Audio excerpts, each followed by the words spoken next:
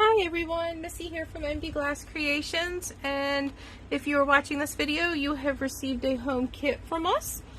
This particular video is going to show you how to solder your project. If you have something like the 3D succulent, there will be a separate video for that, as that's a little bit different than this is.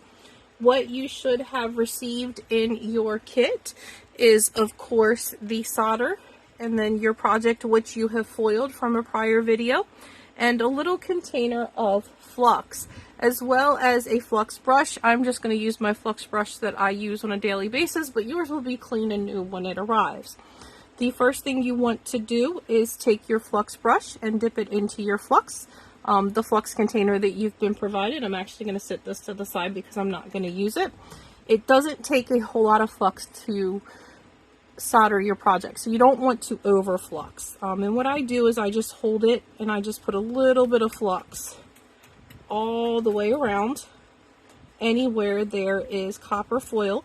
It is okay to get that on your glass because it will clean up later. Once you're finished fluxing or soldering, you will go ahead and clean your project at the end. You should have already plugged in your soldering iron, and it should be warm at this point and ready to go. And mine is here. Mine looks a little bit different than yours. But what you're going to do is you want to make sure your project is put together the way that you want it. And in this case, I'm going to make sure that everything's where it needs to be. I'm going to take a small amount of solder, and I'm going to place it in any joints where glass is touching glass. Now, the reason I'm doing this is it actually keeps the project together at this point without having to pin it and do some other things. Once that is completed, anywhere where there is not glass touching glass, you're going to do what we call tinning. And you're going to tin any of the copper foil that's on the project. You do this by just using the solder that's already on the soldering tip and just go all the way around your project. If it gets to a point like I am right here, it looks like it's starting to run out of solder, I'm going to take the solder that I have, I'm going to touch it, get just a little bit more on the soldering iron tip, and I am going to continue soldering the outside edges. Anywhere there's glass touching glass, you're actually going to lay your solder down. You're going to take your soldering iron, turn it at a 45-degree angle. Touch it until the solder starts to melt. Use your left or right hand, whichever is your non-dominant hand, to move the solder from one side to the other with your soldering iron following. And as you can see, we have a nice pretty rounded bead. So you can see that bead, it's standing up. You don't want to have a flat solder line in between a joint. Once you are completely finished the front of your project, you're then going to turn it over, take that flux brush again, and you're going to flux anywhere, once again, that there is copper foil, and you're going to repeat that same process that we did on the front. I'm going to go all along the outside edges, and I'm going to tin. We do not have to tack anything because the front is already holding it together.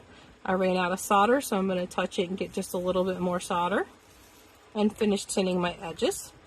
And then I'm once again going to lay my solder down, take my soldering iron and have it at about a 45-degree angle, touch it until it starts to melt, and then slowly follow the soldering over. Now, as you can see, while I was soldering this particular piece, I got a little bubble down here in the corner because I used a little bit too much solder and it ran down the side. The way to correct that problem is to hold up your project, put the soldering iron on it, and let that piece of solder drop to the table so that you don't have this big ball there. Once you have done the front and the back of your project, you are now going to take and tin the outside edges because you want to make sure anywhere that there's copper foil you have tinned. And so I'm just going to hold it with my hand, but you can also lay it on a piece of cardboard and just go around the edges so that you're not holding it. Just making sure that you get everything. I just find it easier to hold it. So I'm going to continue to hold it. You want to make sure that you're holding it, if you are holding it in your hands, at an angle that the solder, if it decides to drop or pull, that it does not drop on your hand and burn your hand.